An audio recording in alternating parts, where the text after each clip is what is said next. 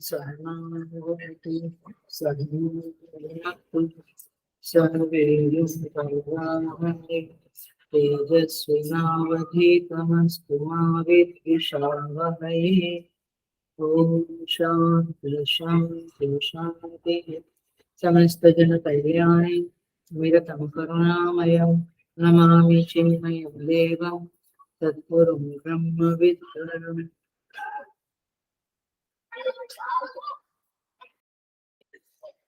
Hari Om. So I welcome you all with great love and great respect in these Prashnopanishad discourses.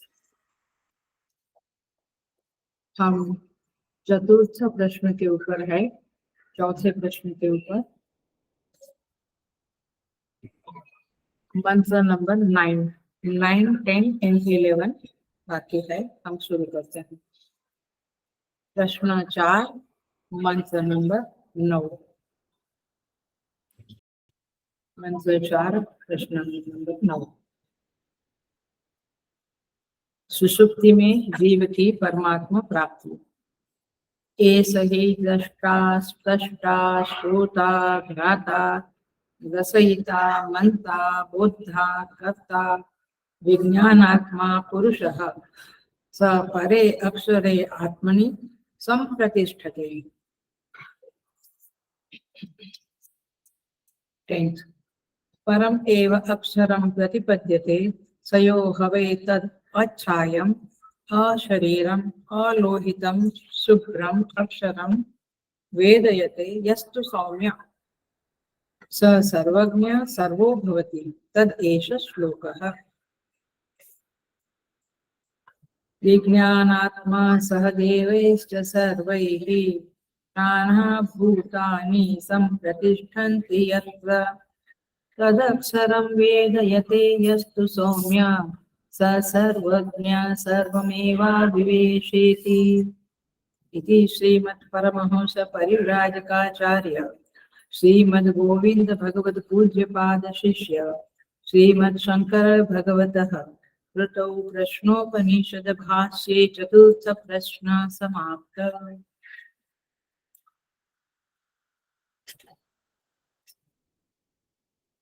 यहाँ पे चतुर्थ प्रश्न में सौर्या यानी गार्ग्य प्रश्न करते हैं और पिप्पलाद ऋषि उत्तर देते हैं। प्रश्न यह है, हे भगवान, एतस्मिन् पुरुषे कानि स्वपन्ति कानि अस्मिन् जागृति। स्वप्न में कौन सोता है, कौन जागता है। कतर एष देव स्वप्नान् पश्यति, कौन देव स्वप्न को देखता है। कस्य एतत् सुखं भवति, किसे सुख होता है। कस्मिन्नु सर्वे संप्रतिष्ठिता भवन्ति इति, किसमें ये सब प्रतिष्ठित होते हैं। 5 प्रश्न करते हैं, उनके आंसर हम देख रहे हैं। अभी उस सुषुप्ति का वर्णन चल रहा है। कस्य एतत् सुखम भवति, ये जो प्रश्न है चतुर्थ प्रश्न, उसमें बातें चल रही है जहाँ पे कहते हैं ये जो जीव है वो सुषुप्ति में लीन हो जाता है। माने उसके बाद का प्रश्न है कस्मिन् सर्वं प्रतिष्ठिता, किसमें सब कुछ प्रतिष्ठिता भवन्ति इति। इस प्रश्न का उत्तर है 9वां श्लोक 10 और 11 में फल प्राप्ति बताते हैं। तो कहते हैं सुषुप्ति में जीव की परमात्मा प्राप्ति।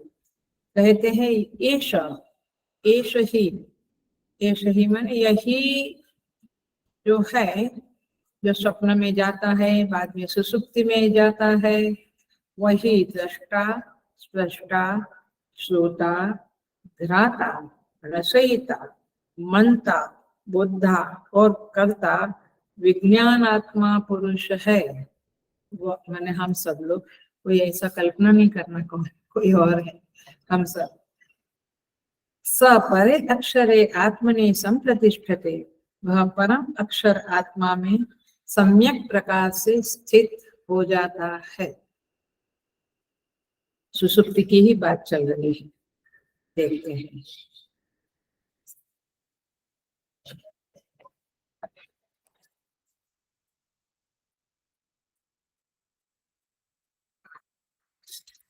देखिए इस मंत्र में, इस चतुर्थ प्रश्न में स्वप्नावस्था और सुषुप्ति अवस्था के बारे में चर्चा चली है। स्वप्न के विषय में कौन सोता है, कौन सोने वाला है, कौन जागने वाला है, कौन स्वप्न को देखने वाला है, ये बातें बताई गई। अब एक बात ध्यान रखने जैसी है, जो रेफरेंस करके हम आगे बढ़ जाएंगे। स्वप्न जो होता है, ध्यान से सुनना, बी वेरी अटेंटिव, क्योंकि ये बहुत ही जबरदस्त सिद्धांत बतलाने जा रही हूं मैं। स्वप्न जो होता है वह संस्कार जन्य होता है। समझती है ये बात? ये शब्द समझा? नहीं समझा? आपको समझ में आया? हाँ, संस्कार जन्य है माने आपने वर्षों से, जन्मों से आज भी जो कर्म किए, उसकी एक इम्प्रेशन, उसकी एक वासना, उसका एक संस्कार अंतःकरण में पड़ जाता है। पड़ता है ना, तब तो बार बार याद आती है उसकी। तो वो जो संस्कार पड़ गए, तो इस सुषुप्ति को क्या कहेंगे? संस्कार जन्य, माने संस्कार से उत्पन्न होने वाला ये स्वप्न होता है। पकड़ी बात? संस्कार से उत्पन्न होता है, माने बिकॉज ऑफ द संस्कार जो पड़े हुए हैं, उसके कारण स्वप्न आता है, और उसी का मसाला जो है उसी के कारण आता है। आई बात? पकड़ लिया आपने? तो अब एक बात तो संस्कार जन्य है, दूसरी बात वो स्मृति रूप है। देखो स्वप्न का एक लक्षण बता रही हूँ। दूसरी बात क्या है? यह स्मृति जन्य है। स्मृति जन्य माने कुछ यादें पड़ी है, वो यादें स्वप्न में एग्जिबिट होती है, मैनिफेस्ट होती है। आया ना? वही बातें काफी दिखती है ना, या खिचड़ी दिखती है। पहले बोला संस्कार जन्य, फिर क्या बोला? स्मृति रूप है स्वप्न। तीसरी बात जान ले कि स्वप्न ईश्वर कृत नहीं है। ईश्वर स्वप्न नहीं बनाता है। आया? माने ईश्वर ने कुछ स्वप्न हमको दे दिया, वैसा नहीं है। जैसे इधर परिस्थिति आती है, वो भी हमारे कर्म के कारण आती है, और स्वप्न में जो दिखता है वो हमारे संस्कारों के कारण दिखता है। तो ईश्वर कृत नहीं है। और चौथी बात ध्यान रखे, ये स्वप्न की गहरी मीमांसा है। चौथी बात ये है कि चूंकि स्वप्न स्मृति रूप है, क्योंकि स्वप्न स्मृति रूप है, इसीलिए प्रमाण जन्य नहीं है। जो चीज स्मृति वाली होती है उसमें प्रमाण नहीं होता है। जैसे नेत्र, ये लैपटॉप मेरे सामने पड़ा है, ये लैपटॉप को देखने के लिए नेत्र क्या है? प्रमाण। आत्मा को जानने के लिए शास्त्र प्रमाण है।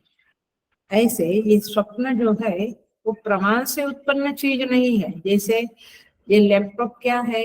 आंख रूपी प्रमाण से उत्पन्न हुआ माने मालूम पड़ा। स्वप्न प्रमाण जन्य नहीं है। पकड़ी बात आपने? तो चार चीजें आई, स्वप्न की मीमांसा चल रही है। स्वप्न संस्कार जन्य है, संस्कारों के कारण मैनिफेस्ट होता है। स्मृति रूप है, माने स्मृतियां जो हमारे मन में यादें होती है, वो यादें ही मैनिफेस्ट होके यहाँ पे आती है। तो स्मृति जन्य है, संस्कार जन्य है, ईश्वर कृत नहीं है। ईश्वर ने स्वप्न नहीं बनाया है, क्योंकि तुमको अच्छा दिया, मुझे बुरा दिया, वो वाली बात नहीं। और चौथा प्रमाण जन्य नहीं है। चूंकि वह अब एकदम हाईएस्ट पॉइंट है, चूंकि वह प्रमाण जन्य नहीं है, इसीलिए वितथ दर्शन है। वितथ दर्शन माने falsified appearance है। The dream is nothing but a falsified appearance. Correct? It's not true. आंखें दिखा हमको सपने में, या चलो रथ दिखा, जगन्नाथ भगवान का रथ दिखा, वास्तव में है क्या उधर? तो इसको क्या कहेंगे? झूठा। वितथ माने मिथ्या, माने नहीं है, सत्य नहीं है, वही तथ्य है। तो इस तरह से ये स्वप्न अनित्य है और मिथ्यात्व भी है। तो यह जो यजमान है, हम आगे बढ़ जाते हैं। ये स्वप्न काल में यजमान अपनी महिमा का अनुभव करते हुए सुषुप्ति की ओर गमन करता है। और कैसे होता है? पूरी तत्व नाड़ी में स्थित जो तेज है उदान वायु का, उस तेज के पास वह पहुंचता है तो तेज के कारण वह अभिभूत हो जाता है, माने उससे प्रभावित हो जाता है। और तब वह स्वप्न नहीं देखता है, वह सुषुप्ति में चला जाता है। तो सुषुप्ति में कौन लाता है उसको?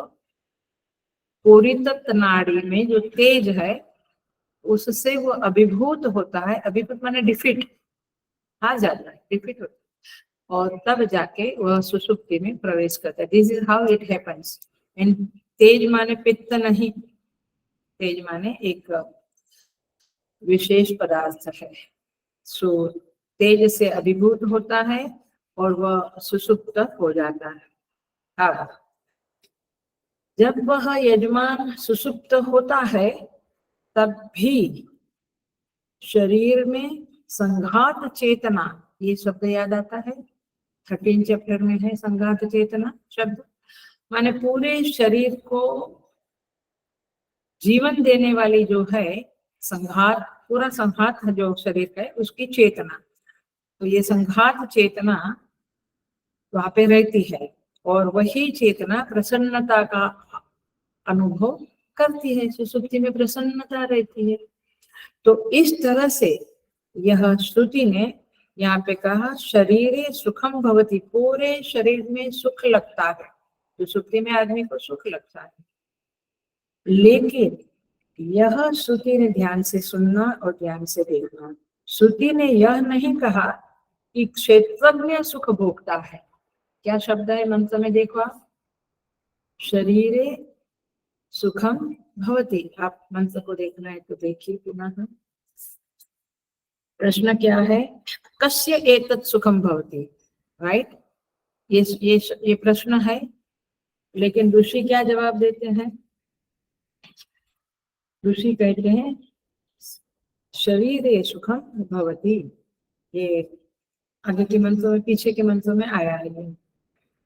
सो ये क्षेत्रज्ञ सुख को भोगता है ऐसा अभी तक पिप्पलाद ऋषि ने नहीं कहा है, क्योंकि और ये भी नहीं कहा है कि वह क्षेत्रज्ञ लीन हो जाता है, मन लीन होता है बोला, याद है? यजमान माने कौन? मनोदेव, याद आता है? मन को देवता कहा जो जाता है। लेकिन तो यहाँ पे इस तरह से कहा है, हम इसको देखते हैं। लेकिन ये 10वां जो मंत्र है उसमें स्पष्टतया कहते हैं एष ही माने यह जो है वह। और आगे के मंत्र को याद करना है तो कर लेते हैं। जहाँ पे कहा था पृथ्वी च पृथ्वी मात्रा च आपो मात्रा च, 9वें 8वें मंत्रों में सब पीछे पीछे कहा है कि जब वो सुसुप्ति में जाता है तो सब कुछ लीन हो जाता है, ऐसा कहा है, याद आता है? 15 लीन हो गया। तो अब पृथ्वी लीन होती है, आकाश लीन होता है, वायु लीन होता है, माने पंच महाभूत लीन होता है। तो अब यहाँ पे एक प्रश्न आता है, एक शंका आती है, एक डाउट आता है कि किसी व्यक्ति को सुषुप्ति होती है, सुषुप्ति में जाता है, तो उस व्यक्ति को जो सुषुप्ति में जाता है तब वह सुषुप्ति में जाता है, दुनिया तो अपना काम करती है, तो ये सारी पृथ्वी आकाश वायु लीन हो गया, ऐसा कैसे स्तुति माता? आपको याद दिलाना है क्या वापस? कहाँ पे मंत्र है वो? ये मंत्र देखिए आप,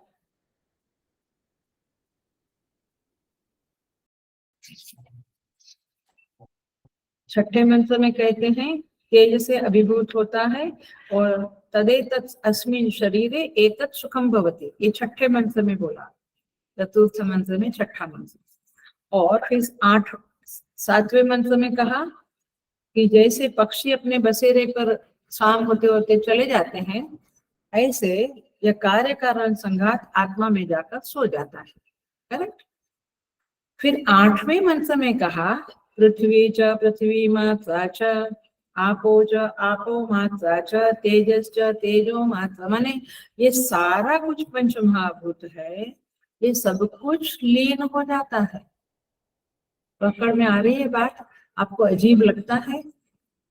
आपको कोई आश्चर्य नहीं लगता कि मैं सोता हूँ तो मैं सोता हूँ, मेरा पति काम कर रहा है, मेरा बेटा ऑफिस का वर्क फ्रॉम होम कर रहा है, सब लोग कहाँ, सारी पृथ्वी कहाँ लीन हो गई? आया क्या में प्रश्न आया? नहीं आया। जब इधर क्या कहा है 8वें मंत्र में कि ये सब कुछ पृथ्वी आकाश जल वायु अग्नि ये सब कुछ लीन हो जाए। अभी आप सब सुषुप्ति में गए तो ये पंचमहाभूत तो जैसे है वैसे है पूरी सृष्टि में, वो कहाँ लीन हुए? तो यहाँ मंत्र में ऐसा क्यों कहा? पिपला ऋषि ने ऐसा क्यों कहा? ये प्रश्न आता है। मैं सोता हूँ, मेरा कार्यकरण संघात, मेरी इंद्रिया, मेरा मन, ये सब लीन होता है अंतःकरण, वो बात तो ठीक है, लेकिन पृथ्वी च पृथ्वी मात्रा च, ये सारे पंचमहाभूत लीन हो जाते हैं, ऐसा कहाँ है? मैं सोया तो मेरा एक संघात का सारी पृथ्वी सारा वायु सारा आकाश, समझ में आता है?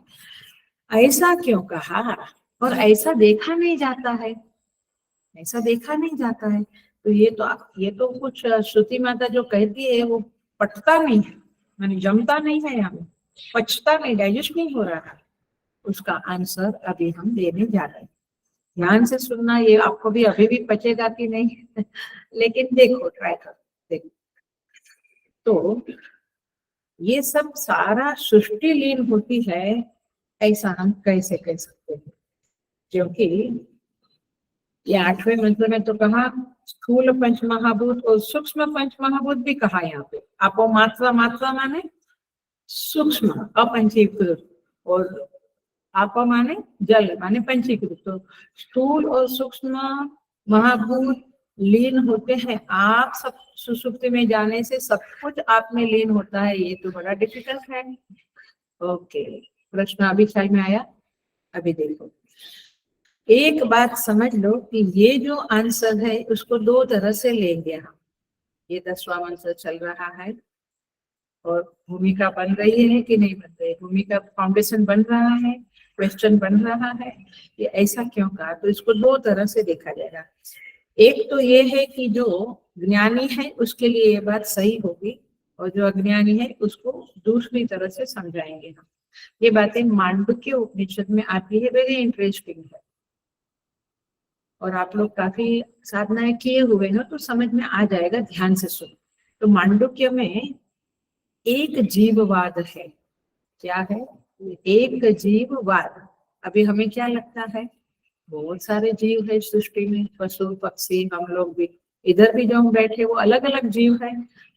मांडुक्य उपनिषद कहती है कि एक ही जीव है, इसलिए एक जीववाद ऐसा एक सिद्धांत है मांडुक्य उपनिषद। तो वेदांत में ये एक जीववाद का सिद्धांत है। इसमें इसका मतलब क्या हुआ? सारे जगत में एक आत्मा है, ये हमने सुना है, ये हमने माना भी है कि आत्मा एक ही है, सबकी आत्मा एक है बोलो, या एक आत्मा है। अब मांडुक्य उपनिषद कहती है, माने वेदांत कहता है कि सारे जगत में एक ही जीव है। हम क्या मानते हैं? बहुत सारे अलग अलग। यहाँ क्या कहते हैं? एक ही जीव है और बाकी सारे जीवाभास है, जीव का आभास, जीवाभास। समझ में आता है ये शब्द? ये ज्ञानियों की को पचने वाली बात है, अथवा ऊंचे साधक को पचने वाली बात है, बट पच जाएगी धीरे धीरे। तो एक ही जीव है और वह मैं हूँ। वह कौन है? मैं। बाकी सब क्या है? जीवाभास। अब देखो कैसे आत्मा। वैसे जो बहुजीववाद है उसका दूसरा शब्द है बहुजीववाद। उसमें ये भी वेदांत का ही एक वाद है। इसमें बहुत सारे जीव है, वो तो इजी है समझने, वो भी काफी लोग नहीं समझते। काफी लोग समझते केवल शरीर है, जीव करके संवेदनशीलता नहीं होती है। सो अब इस मंत्र में हमें जो समझना है कि क्वेश्चन ये है कि पृथ्वी वगैरह कहाँ लीन होते हैं। मैं सो जाता हूँ तो पृथ्वी तो अपना काम करती है, वृक्ष वगैरह। तो इसका दृष्टांत देती हूँ, दृष्टांत से आपको समझेगा ऐसा मुझे लगता है। अब आ जाओ स्वप्नावस्था में।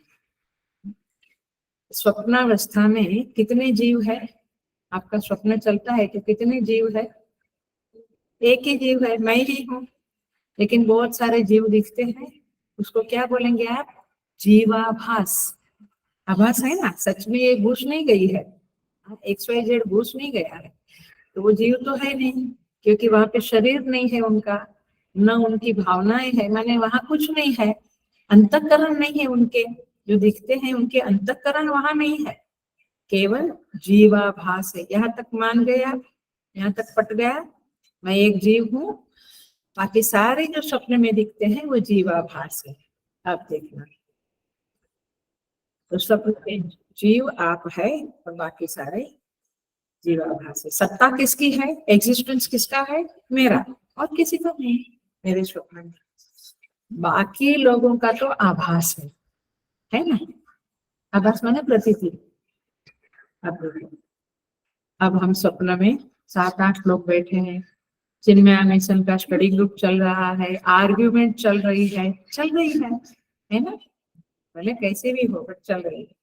बट वास्तविकता क्या है कि जो बातचीतें चल रही है तो सामने वाले का अंतःकरण ही नहीं है, अपने जीवाभास के अंतःकरण नहीं है, इसलिए क्या है, वो एक ही जीव है और बाकी सब जीवाभास है, और आर्गुमेंट और झगड़ा और सब कुछ चल रहा है। भावना नहीं है, आकार नहीं है, वहां पे एक्चुअल आकार नहीं है।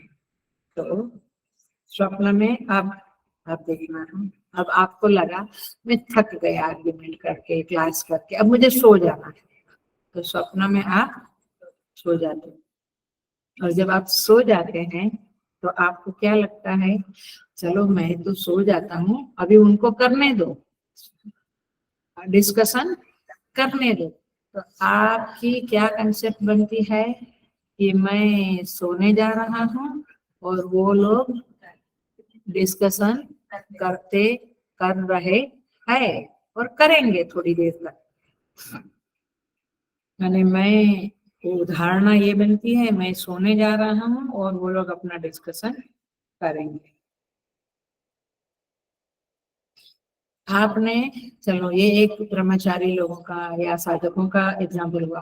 आपका घर है, आपने नौकरों को काम दिया, कभी सपने में, है स्वप्न में नौकरों को काम दिया, फिर आप बोले चलो अब मैं सो जाता हूँ, वो लोग अपना अपना काम करेंगे। ऐसा सोच के आप सोते हैं, सपने में भी ऐसा सोचते हैं आप? स्वप्न में आप सो गए तो बाकी के लोग काम करते हैं, ऐसा हो सकता है? आप आप सोए तो सब सोए, आप जागे तो सब जागे। समझ में आती है बात? ये थोड़ा गहरा है बट समझ में आने वाली बात है। आप स्वप्न से बाहर आ गए, जागृत में आ गए, तो वो स्वप्न वाले लोग वहां पे डिस्कशन करेंगे, खत्म हो गया ना? तो मतलब कितने लोग हैं वहां पे? एक ही का तमाशा है। ये हमें अज्ञानी लोगों को ये मालूम पड़ता है, लोगों को भी ये मालूम पड़ता है, लेकिन ज्ञानी लोगों को इस जगत में एक ही जीव है, बाकी जीवाभास है, ऐसा ये स्वप्न, ये दीर्घ स्वप्न उनको समझ में आता है। ज्ञानी को ये पूरा स्वप्न चल रहा है, यहाँ पे एक ही जीव है, कौन? मैं खुद। ज्ञानी अपने को खुद एक जीव, मैंने जीव माने एक, अपने को एक मानता है, आभास रूप में जीव मानता है, चलो, लेकिन बाकी सब कुछ जैसे स्वप्न में बाकी है वैसे ही बाकी। इसीलिए हेलो, इसीलिए कबीर जैसे महान संतों की, सूरदास, मीरा, जो भी कहो, बड़े बड़े संतों की जो वाणी है, वचन है, वो समझना मुश्किल है। वो क्या कहते हैं कबीर, आप मुए, मुए माने मर गए, आप मुए फिर डूब गई दुनिया। यही बात, फिर डूब गई दुनिया, क्योंकि स्वप्न में आप सोए, फिर सारा स्वप्न सो गए। आप मुए, मरे, आप मरे फिर डूब गई दुनिया। ये कैसी छोटी सी पंक्ति है कबीर की, लेकिन कितना बड़ा सत्य है, समझ में आता है। माने वह ज्ञानी संसार के प्रति सो जाता है। क्या है, या निशा सर्वभूतेषु, गीता का श्लोक है ना, यस्याम जागृति भूतानि सा निशा पश्यतो मुनेः। कौन सा चैप्टर, या निशा सर्वभूतानां तस्याम जागृति संयमी। भूल गए, चैप्टर 2। हेलो सेकंड चैप्टर स्थित प्रज्ञा लक्षण, याद आया? बहुत ज्यादा हो गया, बट मुझे लगा आपको, मैंने कनेक्ट करिए, उन श्लोकों को कनेक्ट करिए। तो ये एक जीववाद के अनुसार ये सारी सृष्टि, आप में सो गई, आप सोए तो बाकी जीव हाँ, तो ये ज्ञानी की दृष्टि से इस तरह से सारी सृष्टि सो गई, आप मुए फिर डूब गई दुनिया। ऐसे आप सोए तो ये सारा जो ये पंचमहाभूत है सब सो गए। अच्छा, नहीं पचता है तो और कठिन बोलूंगी, कभी कभी कठिन परिस्थिति आती है, अत्यंत कठिन आती है तो लगता है नहीं नहीं वो कठिन परिस्थिति थी लेकिन वो काफी अच्छी थी, होता है ऐसे। अब आइए योग वशिष्ठ की तरफ। योग वशिष्ठ बहुत बड़ा ग्रंथ है, नाम सुना है? नाम सुना है। अभी उसमें कैसा आता है, आदमी एक स्वप्न देख रहा है, ये बहुत जबरदस्त है, बड़ा गहरा और पचने में बहुत कठिन ग्रंथ है, वेरी डिफिकल्ट टू डाइजेस्ट योग वशिष्ठ।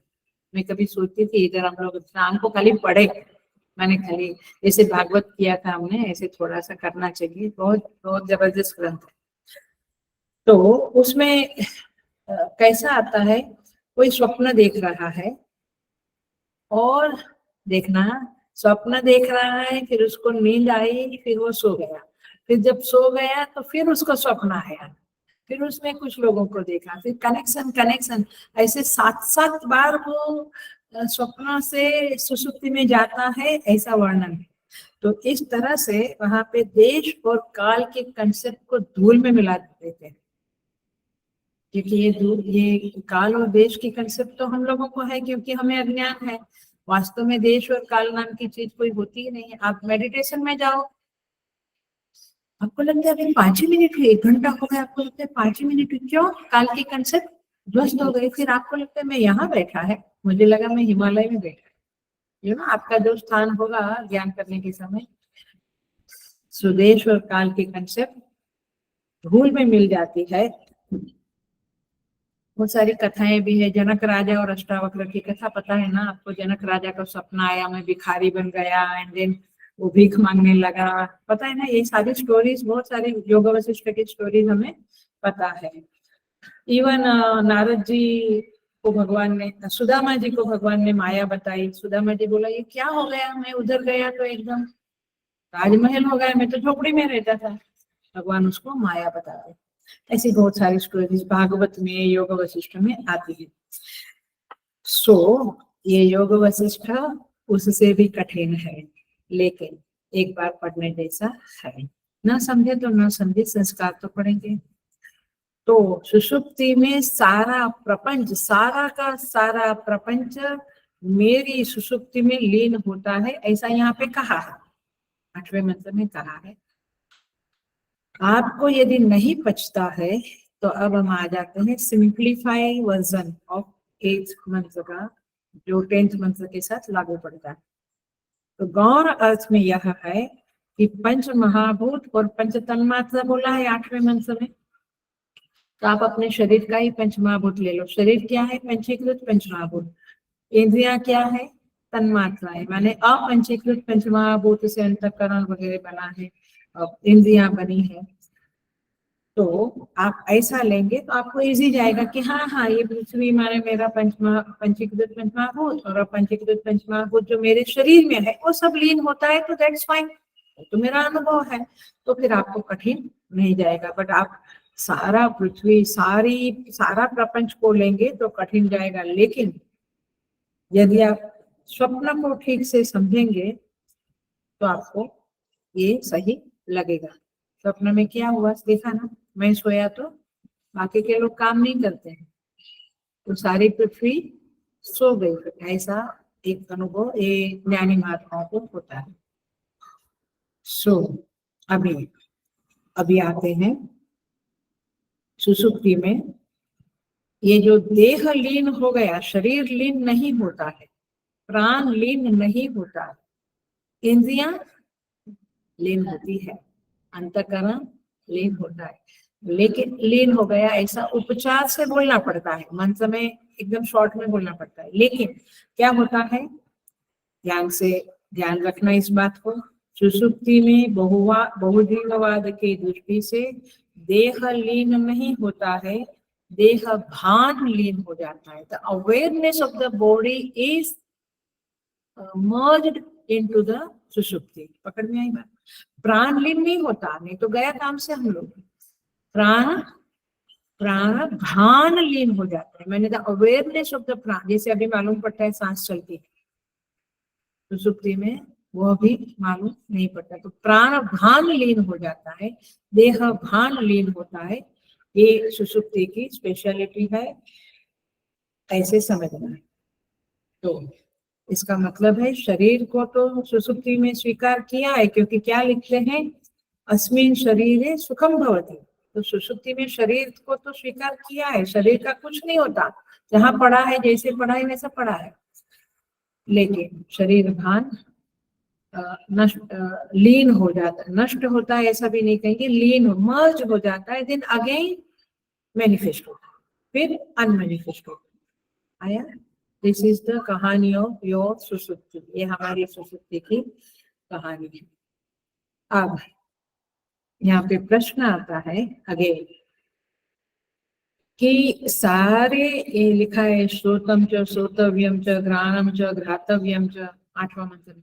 अब ये सारी जो इंद्रियां हैं ये लीन हो गए, शरीर लीन हो गया ऐसा कहा, लेकिन कहीं पर भी 5, 6, 7, 8 कहीं भी मंत्र में ऐसा नहीं कहा, सुनना, ऐसा नहीं कहा कि क्षेत्रज्ञ लीन हो गए, माने कर्ता लीन हो गया, तो डूअर लीन हो गया, ऐसा इन मंत्रों में कहीं पर भी नहीं कहा टिल 9वां मंत्र तक नहीं कहा है। 9वां मंत्र क्या बोलता है, 8 मंत्र तक नहीं कहा है, 9वां मंत्र में अब हम प्रवेश करते हैं।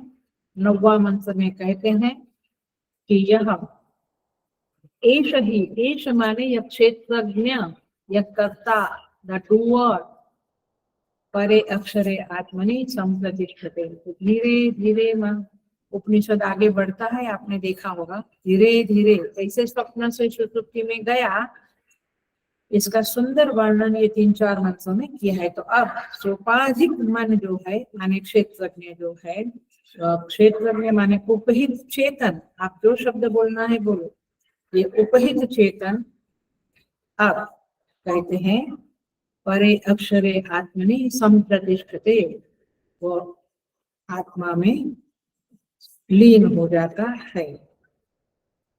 अब इसको हम भाष्य से ही पढ़ेंगे, लेकिन थोड़ा सा देख लीजिए।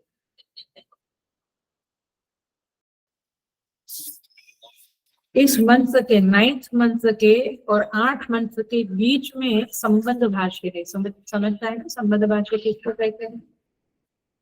मैं कहूंगी कि 90वें मंत्र का संबंध भाष्य देखो, तो आप कहाँ देखेंगे, 8वां मंत्र और 9वां मंत्र के बीच में जो एक छोटा सा कुछ भाष्य रहता है उसे संबंध भाष्य कहते हैं। देखो मिलता है आपको 8वां मंत्र और 9वां मंत्र के बीच में, वो ईशादी नवोपनिषद में नहीं होगा, उसमें नहीं होता है, ग्रंथ में होता है। ग्रंथ, हाँ ग्रंथ में दिखाओ, ग्रंथ में होता है ये छोटा सा, ईशावास्य में, ईशादी नवोपनिषद में नहीं।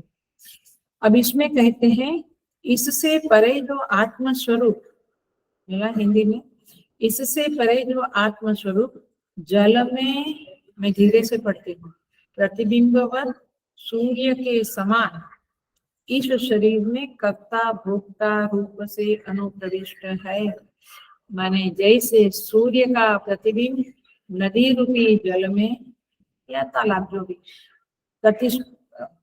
जल में प्रतिबिंबित होता है, रिफ्लेक्टेड होता है, ऐसे चेतन का प्रतिबिंब अंतःकरण में पड़ता है, तब जो उत्पन्न होता है उसे जीव कहते हैं।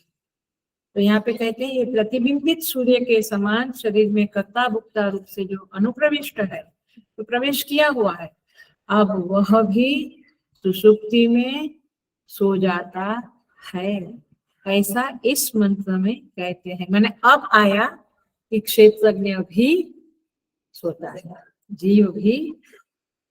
अब गति देखते हैं उपनिषद की, धीरे धीरे स्वप्न में से सुषुप्ति में लाए 4 मंत्र में। अब ये अंतिम मंत्र है जहाँ कहते हैं, बट ये जो शब्द बोल दिया है जल में प्रतिबिंबित, उस शब्द को हम थोड़ा सा देखते हैं। तो देखो, सुषुप्ति काल में वह क्षेत्रज्ञ अक्षर आत्मा में सोता है। सो इसको ऐसे बोलूंगी मैं शास्त्रीय भाषा में,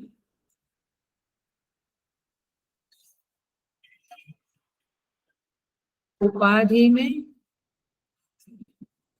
उपाधि से जो युक्त होता है, उपाधि धर्म से जो युक्त होता है, वह, हेलो बिल्कुल अटेंशन से सुनना, उपाधि धर्म, अभी हम उपाधि धर्म वाले हैं, यस, उपाधि धर्म से युक्त जो मैं हूँ वह मैं ही सुषुप्ति में उपाधि धर्म से वियुक्त हो जाता हूँ, यानी उपाधि धर्म का भान नहीं रहता।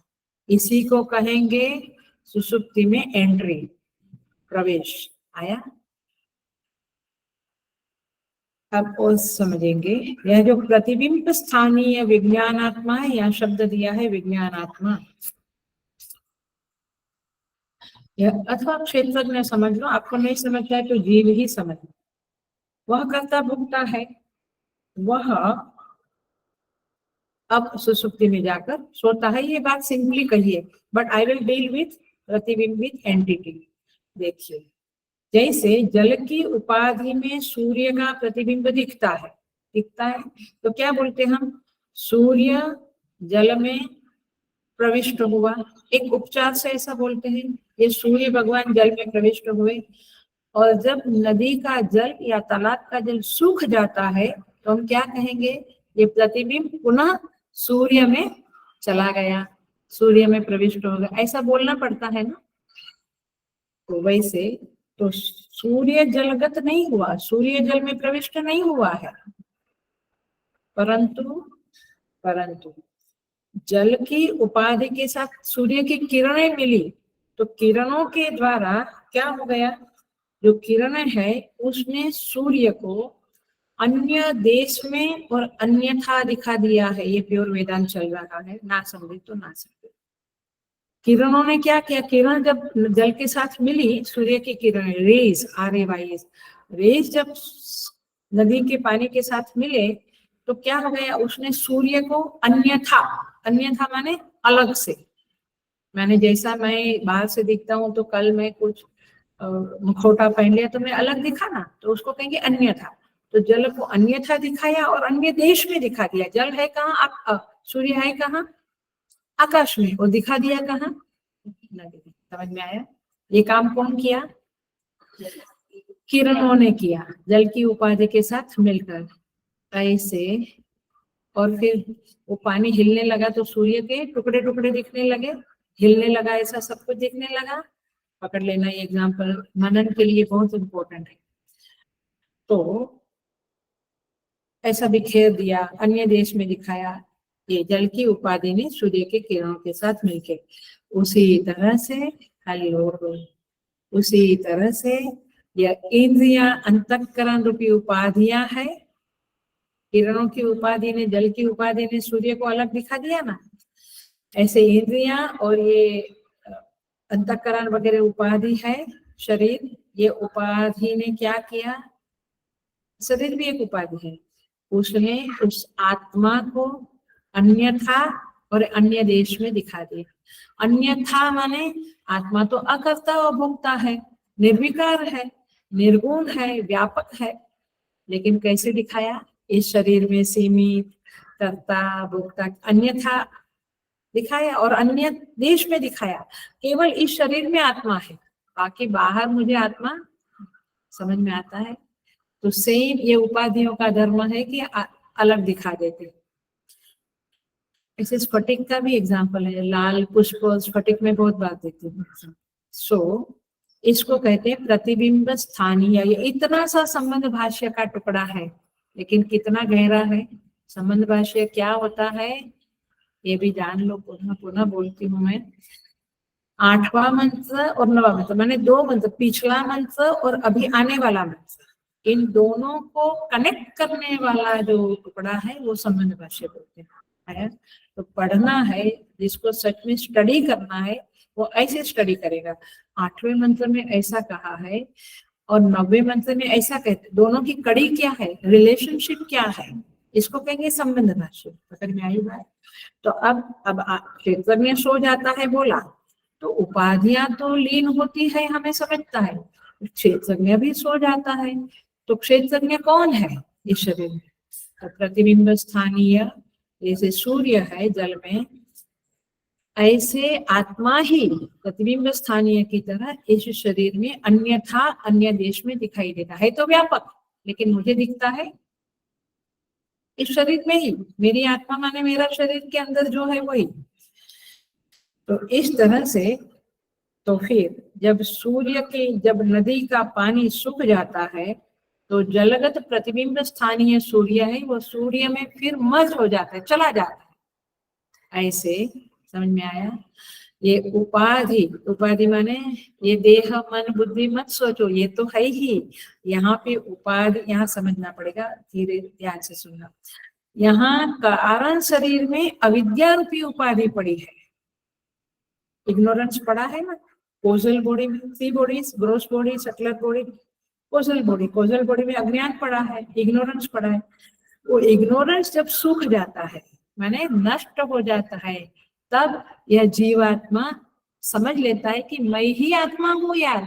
वो प्रतिबिंब जो जल में था वो वापस गया, ऐसे समझो। तो वो कहते अरे मैं तो सूर्य ही था, मैं अपने आप को मैं अपने आप को सीमित मानता था, जल में मानता था। ऐसे अविद्या की उपाधि मिट गई, शास्त्र वगैरह का गुरु के आशीर्वाद से, शास्त्र पठन पाठन स्वाध्याय से, श्रवण मनन निधिध्यासन से, तब जीव वापस अपने आत्म स्वरूप को पहचान लेता। आई बात।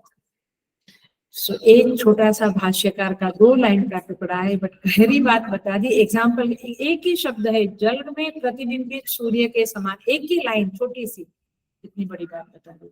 तो इस तरह से वास्तव में कोई प्रवेश नहीं होता है, कोई गमन नहीं होता है, वापस जाना ऐसा नहीं होता है। वो प्रतिबिंब का गायब हो गया तो हम क्या बोलेंगे, वो तो सूर्य में मिल गया आगे, बट वास्तव में सूर्य से आया था।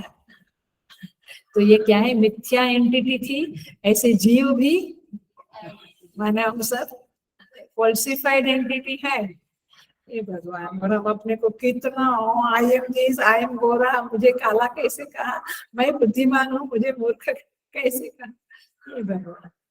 सो जैसे जल को हटा देने पर वहां से उठकर प्रतिबिंब सूर्य में प्रविष्ट हुआ, ऐसा पोएटिक हम शब्द व्यापार करेंगे। तो सूर्यादि प्रवेशवत यह कर्ता भोक्ता जो है वो उपाधियों के लीन हो जाने से परमात्मा से सुषुप्ति में मिलता है, लेकिन अविद्या का ढक्कन ढक के मिलता है। इसीलिए एक्चुअल आत्मज्ञान या आत्मा से एकत्व नहीं होता है। बट यहाँ पे सुषुप्ति में लिखते हैं कि परे अक्षरे आत्मनि संप्रतिष्ठते। देखो ये टुकड़ा पे मैं आई हूँ, 9वां मंत्र का ये टुकड़ा देखो। स पुरुष विज्ञानात्मा कर्ता बोधा पुरुष परे अक्षरे आत्मनि संप्रतिष्ठते। वह अक्षर में मिल जाता है, बट वास्तव में मिलता है, लेकिन वो अविद्या के कारण और फिर जागृत में आके वो अविद्या के कारण जैसा था वैसा ही रहता। मूर्ख तो मूर्ख, बुद्धिमान तो बुद्धिमान, संवेदनशील तो संवेदनशील, असंवेदनशील तो असंवेदनशील। तो इस तरह से यहाँ पे कहते हैं कि वस्तुतः अज्ञान भले रहे, क्योंकि उसका प्रमाण से हमने विध्वंस नहीं किया है। अन्यथा सुषुप्ति में व्यक्ति आत्मनिष्ठ होता है, बट अज्ञान के साथ होता है। कैसे? इसीलिए यह उदान वृत्ति जो रोज रोज यजमान को, माने क्षेत्रज्ञ को, मनोरूप यजमान को ब्रह्म तक ले जाती है, वह ब्रह्म स्थिति ब्रह्म अहर अहर गमयति, ऐसा आगे के मंत्र में बोला, पीछे के मंत्र में बोला है। तो वह ब्रह्म स्थिति और आत्म स्थिति तक जाता है, लेकिन because of the ignorance he is coming back into this. तो समझ में आया? ये परे अक्षरे आत्मनि संप्रतिष्ठते। और एक पॉइंट है जिसको अभी नहीं, फिर आगे डील करेंगे, कि ज्ञानी पुरुष के लिए शिव मानस पूजा में देखना जो मंत्र है, वहां पे कहते हैं कि उस ज्ञानी पुरुष की सुषुप्ति जो होती है, जिसका अविद्या हट गया है, उसकी सुषुप्ति जो होती है वह समाधि के समान ही है ना वो मंत्र।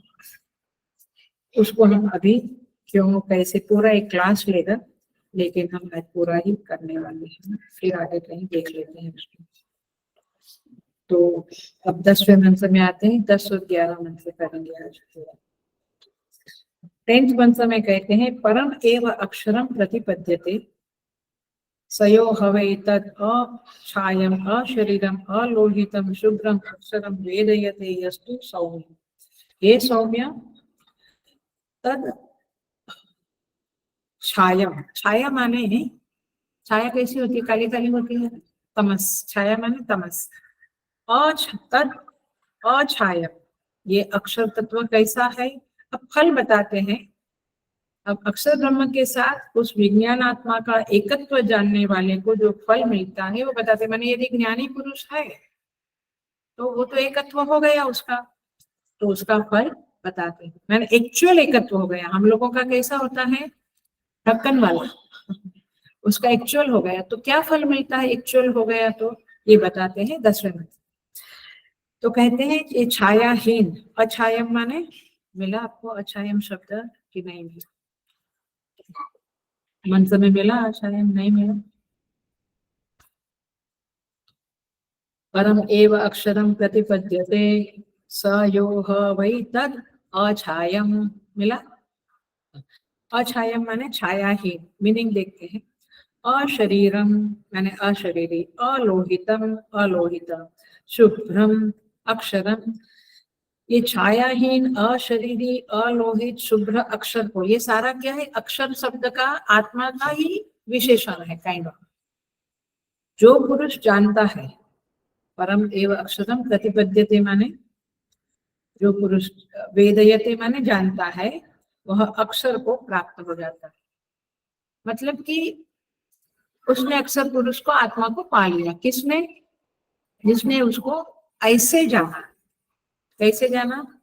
वह अक्षर पुरुष कैसा है, माने आत्मा कैसे है? अशरीरी, तो शरीर है आत्मा का, अलोहित, गुण नहीं है, अछायम माने तमस नहीं है उसमें, है ना?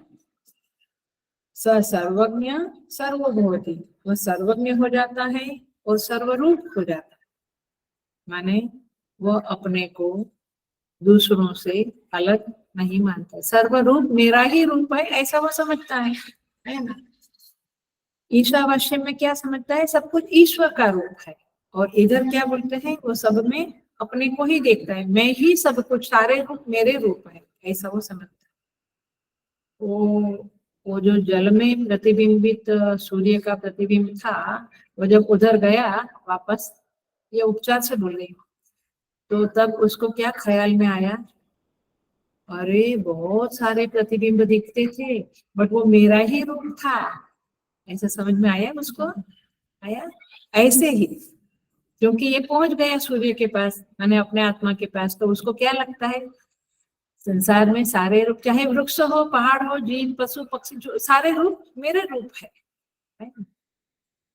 पकड़ में आती है बात है, कितनी प्यारी बात है। वो सर्वो भवती माने वो सर्वरूप हो जाता है। तो वास्तव में क्या वो रमेश सुरेश महेश सब कुछ वो होता है? ऐसा नहीं होता है, वो समझ की बात है। तो सर्वरूप हो जाता है। तदेश श्लोक, इस संबंध में यह मंत्र है। अब इसको भाष्य से ही समझ लेते हैं। कहते हैं उसके विषय में ऐसा कहते हैं, किसके विषय में? जिसने उस आत्मा को पा लिया। ऐसा कहते हैं वह आगे बतलाए जाने वाले विश्लेषणों से युक्त पर अक्षर को प्राप्त हो जाता है। कौन प्राप्त होता है? भगवान भाष्यकार कहते हैं तत्सर्व एषणा विनिर्मुक्त। कौन उस आत्मा को पा लेता है?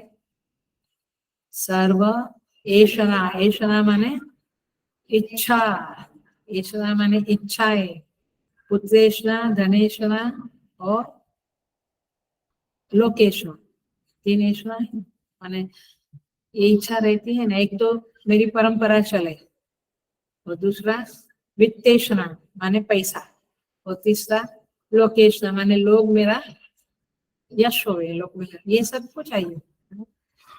तो भगवान कहते हैं भाष्यकार संपूर्ण ऐषणाओं से जो मुक्त हो जाता है वही अधिकारी उस पुरुष को प्राप्त नहीं है। इवन आपने बहुत शास्त्र पढ़ा समझा, लेकिन ये ऐषणाएं मन में है तो फिर बात बनती नहीं है। तो कहते हैं ऐसा जो अधिकारी है वो अछाय माने तमोहीन, उसमें तमस नहीं है। वो आत्म तत्व है, उसमें तमस प्रकाश रूप है, ज्ञान सच्चित आनंद, चित माने ज्ञान रूप, तो ज्ञान रूप है। तो उसमें तमस, तमस माने अंधकार नहीं है, तमस नहीं है, अज्ञान नहीं है। तमोहीन माने अज्ञान। वो सब ऐसा है कि आत्मा को पहले अज्ञान था फिर ज्ञान हुआ नहीं, वो सदा ज्ञान स्वरूप है। तो अच्छाया का शब्द का अर्थ है ज्ञान स्वरूप तमोहीन। अशरीर, उसको शरीर नहीं है। इसका मतलब क्या हुआ? नाम रूप में संपूर्ण औपाधिक शरीरों से रहित, माने हमें एक शरीर है, एक नाम है, इतना ही है क्या? इसके ऊपर ये शरीर काला, गोरा, छोटा, कद में बड़ा, बहुत सारी उपाधि आई। और जो रूप है उसमें नाम में भी उपाधि आई। फिर अंतकरण की उपाधि आई, क्या? मेमोरी, माने मन बुद्धि चित्तन, संकल्प विकल्प, विवेक शक्ति, इसको कुछ भी नहीं है। ये कैसा है? अशरीरी माने कोई उपाधि उसको लगती नहीं, उपाधि वर्जित है। आई ख्याल में बात? और अलोहित, अलोहित, लोहित माने लाल, लोहित माने लाल, तो अलोहित माने लाल, पीला, काला इत्यादि गुणों से भी, दया, प्रेम, क्रूरता, हिंसा, सभी प्रकार के गुणों से रहित है, नाम रूप से रहित है, गुण से रहित है। और ऐसा होने के कारण शुभ्र, शुभ्र माने शुद्ध। देखिए भाष्य देख रहे हैं ना मेरे साथ साथ? हाँ, तो इस तरह से आप भाष्य पढ़िएगा। शुभ्र माने भगवान भाष्यकार में एक शब्द होता है मंत्र का शुभ्र, और उसका अर्थ होता है शुद्धम। तो भाष्य कैसा होता है? मंत्र का शब्द, उसके बाद भाष्यकार उसके ऊपर जो बोलते हैं वो। जैसे मंत्र का शब्द है अशरीरम, भाष्यकार ने क्या लिखा? नाम रूपम, नाम रूप सर्व उपाधि शरीर वर्जितम। मिला? संस्कृत में देखो जरा सा, मिला? ये साइड पे संस्कृत में मिला अशरीर, पहले अशरीर शब्द लिखा है, फिर यहाँ पे लिखा है नाम रूप सर्वोपाधि शरीर वर्जितम, फिर अलोहित शब्द लिखा है भाष्य में, और फिर अलोहित का अर्थ किया है लोहित आदि सर्वगुण विवर्जितम। आया भाष्य में? दिख रहा है आप लोग को?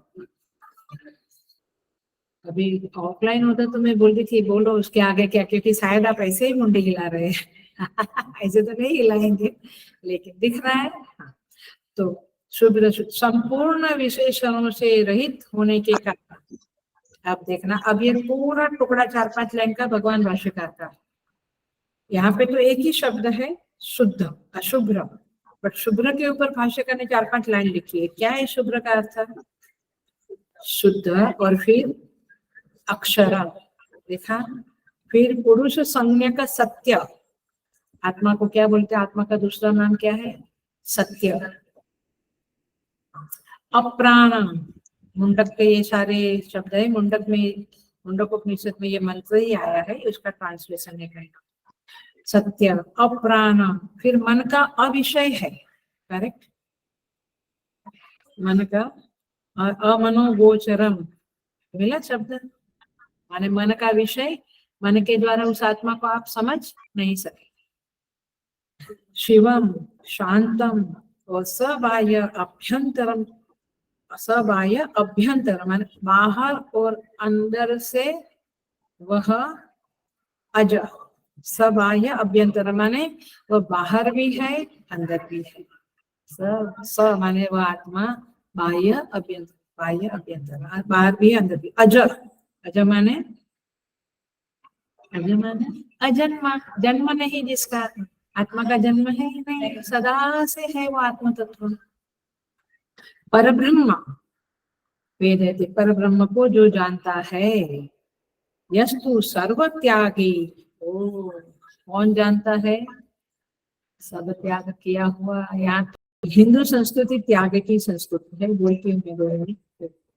ओके, सर्व त्यागी सौम्य, वह सर्वज्ञ हो जाता है। ओ माय गॉड, मैंने सर्वज्ञता का हेतु क्या बताया? हेतु माने कारण क्या बताया?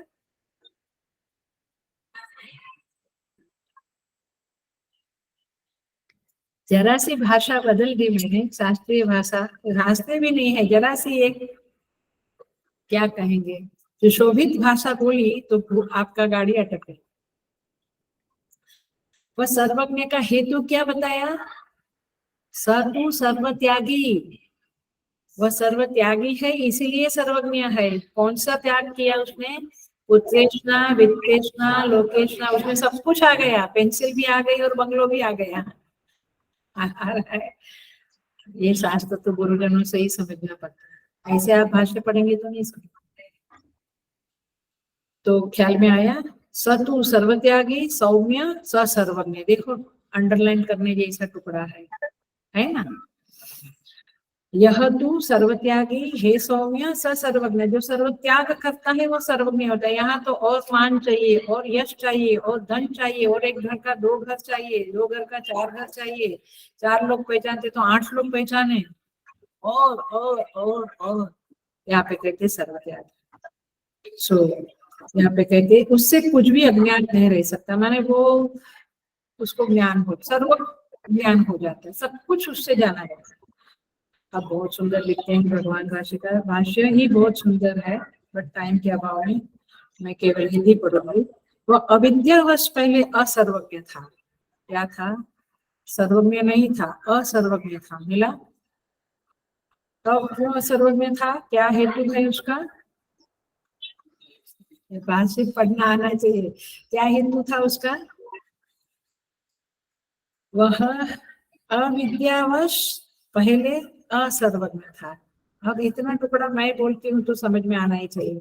अविद्यावश, अविद्या माने इग्नोरेंस, अज्ञान, अविद्यावश असर्वज्ञ था। तो असर्वज्ञता का हेतु क्या बना? हाँ, वेरी सिंपल। मैंने ऐसा ऐसा पढ़ लेंगे तो ही, भाष्य पढ़ेंगे तो ही समझेगा, नहीं तो मेरा लेक्चर तो आज हो गया, बट बाद में आपको थोड़ा पढ़ना है तो भाष्य की आदत डाले। आया? अब समझा? वह अविद्यावश असर्वज्ञता, तो असर्वज्ञता का हेतु क्या हुआ? अविद्यावश। सो सिंपल, ऐसे पढ़ना सीखना। बट भाष्य में कितना सुंदर से, पूर्व अविद्या असर्वज्ञ आशित, सीधा सा है। पुनः विद्या अविद्या अपनये सर्वो भवति तदा, कहते हैं फिर विद्या द्वारा अविद्या के नष्ट हो जाने पर वह सर्वरूप हो गया, है ना। प्रतिबिंब जब ज्ञानी को वापस गया तो ये अविद्या की उपाधि सूख गई, तो विद्यावान बन गया, तो फिर सर्वज्ञ बन गया। यही बात समझ। लौकिक लेवल पे सर्व त्याग करना है और आध्यात्मिक लेवल में अथवा कहो कि वेदांत के संदर्भ में अविद्या का नाश करना, अविद्या का त्याग करना है, नाश करना है, तब जाके सर्वज्ञ और सर्वरूप हो गया। इस विषय में उपर्युक्त अर्थ का संग्रह करने वाला यह श्लोक यानी मंत्र है। और डिटेल में नहीं जाएंगे, इसमें भी एक पॉइंट रह जाएगा, बट देखेंगे सर्वरूप हो जाता है। प्रतिबिंब का एग्जाम्पल से तो आपको समझ में आया, क्योंकि वो जब गया सूर्य के पास तो समझ में लगा कि सारे प्रतिबिंब में ही था, क्योंकि मैं सूर्य ही, अब वो अपने को सूर्य मानने लगा, तो सूर्य ही सारे प्रतिबिंब था। इन दैट सेंस सारे प्रतिबिंब में था, ऐसा नहीं कि वो सर्व प्रतिबिंब में जाके घुस गया, वो अंडरस्टैंडिंग से समझ गया कि सारे प्रतिबिंब में था। ऐसे यह ज्ञानी क्या समझने लगा, मैं ही सारे रूप, क्योंकि सारे रूप मिथ्या है, प्रतिबिंब स्थानीय है, मैं ही सारे रूप हो गया। तो आप ये बिल्कुल नहीं समझना कि मैं ही X Y Z Ramesh Suresh मैं सब मैं ऐसा हो गया, ऐसा नहीं है। इट इज लाइक अ उपाधियां, तो अब वो सर्वरूप हो गया, सारी उपाधि वाला वह हो गया। जैसे सूर्य सारे प्रतिबिंब सूर्य ही बन गया, ऐसे सारे रूप यह ज्ञानी। लास्ट लोग कर लेते हैं।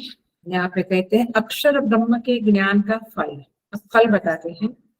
विज्ञानात्मा सह देवैश्च सर्वै प्राणभूतानि सम्प्रतिष्ठन्ति यत्र तदक्षरं वेदयते यस्तु सौम्य स सर्वज्ञ सर्वमेवाविवेशेति।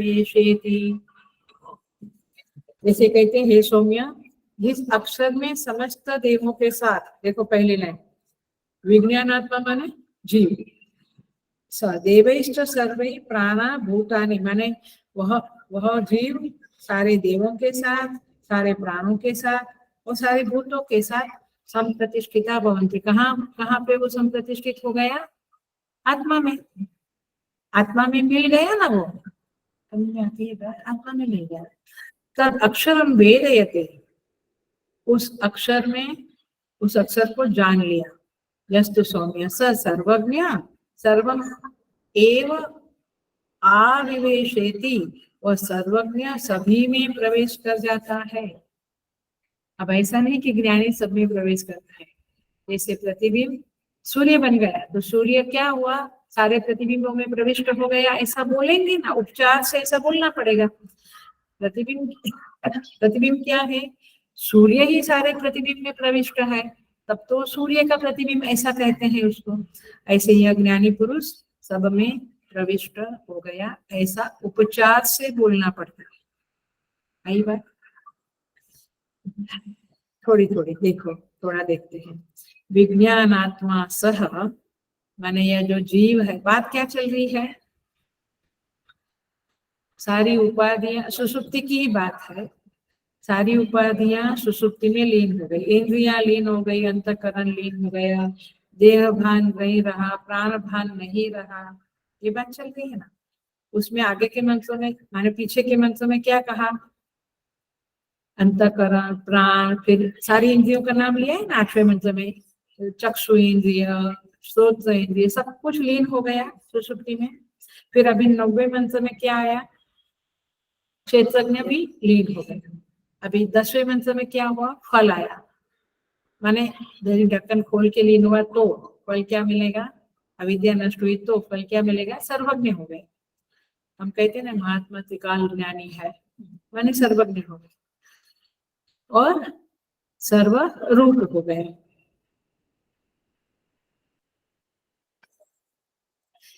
मैंने पढ़ा भी और अन्य महात्माओं से सुना भी कि जिसे मैं मिली थी वो विदुशेखर सरस्वती जी, वे जब 12 साल के थे तो गुरु आज्ञा देते थे कि इनके बारे में बोलो, तो वो बोलते थे 7 जन्म आगे का 7 जन्म पीछे, माने कैसा ज्ञान होगा, वो कैसी स्थिति होगी। दिखते हैं अपने जैसे मनुष्य, खाते पीते सोते बातें करते, लेकिन क्या स्थितियां होगी इन लोगों की। ये जगत गुरु शंकराचार्य ऐसे नहीं बनते, पीठाधीशेश्वर जो बनते हैं वो ऐसे नहीं बनते, कुछ न कुछ होता है, माने सामान्य लोगों से कुछ विशेष होता है, तभी महामंडलेश्वर अभी मुझे ज्यादा तो नहीं पता है सबका, हम कह भी नहीं सकते हैं, बट कुछ चीजें होती है। कई पीठ में भी देखा है, मैं जहाँ थी वहीं पर ही देखा है कि जब वो 5 साल की थी गुरुमाई जी, तभी डिक्लेयर हो गया था कि she will be the head, जो थाउजेंड्स ऑफ सेंटर चला रही है। तो 5 साल की उम्र में और 10-12 साल की उम्र में तो देखा जाता था कि भाव समाधि लगती थी रामकृष्ण परमहंस के जैसा। तो ये लोग, हमको लगता है हमारे जैसे हंसते हैं, कभी उनकी कोई गलती दिखती है हमको, क्योंकि हम लोग महान हैं, बराबर।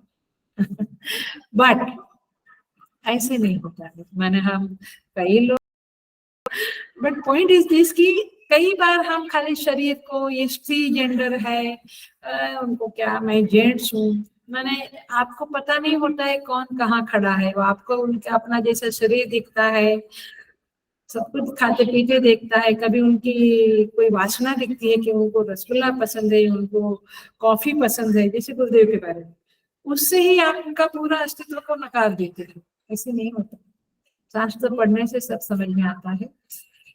एनीवे, सो यहाँ पे कहते हैं जिस अक्षर में अग्नि, देव माने देवता कौन है, अग्नि, वायु देवता, अग्नि देवता, आकाश देवता, पृथ्वी देवी, बोलते हैं ना, देवता बोलते हैं ना इनको हम। इसलिए तो हम ढक ढक करके चलना भी, हमारे घर में मुझे याद है कि 2 थोबड़ी मिनट होता, 2 थोबड़े में लगा देते थे कि कैसे शांति से चले, पैर को, पृथ्वी माता को कष्ट होता है ना। तो ये सब देवता है। तो जिस अक्षर में और इसीलिए देखो ये क्या, मैं सांसद भवन में, कोया लोकसभा माने उसमें भवन में प्रवेश करते समय नमस्कार करते हैं, है ना। तो ये संस्कृति है हमारी। तो ये अग्नि माने, यहाँ पे जो भाष्य का जो मंत्र का शब्द है, विज्ञानात्मा सह देवैश्च, तो देव माने सारे देवताओं के साथ, सारे देवताओं के साथ। क्या बात, क्या सही है, सूत्र क्या चल रहा है, क्षेत्रज्ञ सो जाता है सुसुप्ति में, मूल बात वही है, उसके आसपास ये सारी बातें चल रही है, इसको नहीं भूलना। तो यहाँ पे अब एंड करते हैं, अब समापन करते हैं। तो क्या बोलते हैं, माने पिपलाद ऋषि कहते हैं वो विज्ञानात्मा माने वो जीव, सहदेव, देवी सह माने सारे पृथ्वी आकाश वायु सारे पंचमहाभूत जो देवता है उसके साथ सो जाता है, सर्वै ही, सारे देवताओं के साथ, प्राणाहा, प्राण के साथ, माने हमारे अंदर जो पंच प्राण और पंच उप प्राण है ना, वो सारे प्राणों के साथ सो जाता है। भूतानी, भूतानी माने देखिए यह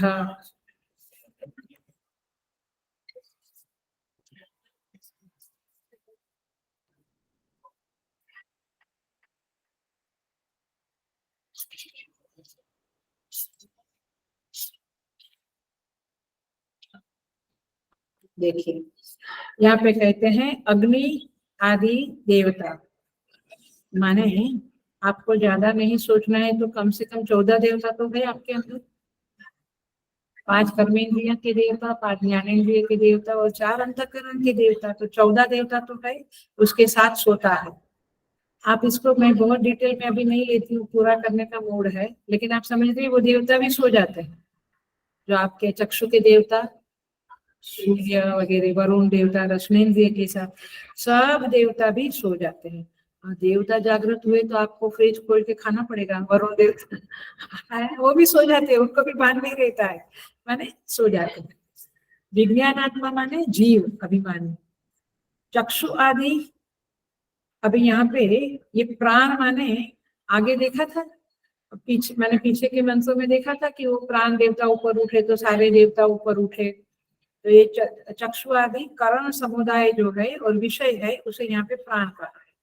और पृथ्वी आदि भूत प्रतिष्ठित हो जाते हैं, माने पृथ्वी वायु अग्नि सब कुछ सुसुप्ति में सो जाता है। ऐसा है ना, हमको लगता है मैं सो गया बस, ये सब कुछ सो जाता, देवता, प्राण, करण, इंद्रिया सब कुछ, और प्रतिष्ठित होते हैं, कहाँ, आत्मा में प्रतिष्ठित प्रवेश करते हैं। हे सौम्य माने हे प्रिय दर्शन, उस अक्षर को जो जानता है वह सर्वज्ञ, सभी में आविष्ट अर्थात प्रविष्ट हो जाता है, वह सर्वज्ञ हो जाता है। जो इस तरह से अविद्या को नष्ट करके आत्मा में मिल जाता है वह सर्वज्ञ हो जाता है। इस तरह से यहाँ पे हम पूरा करते हैं प्रोफेसर।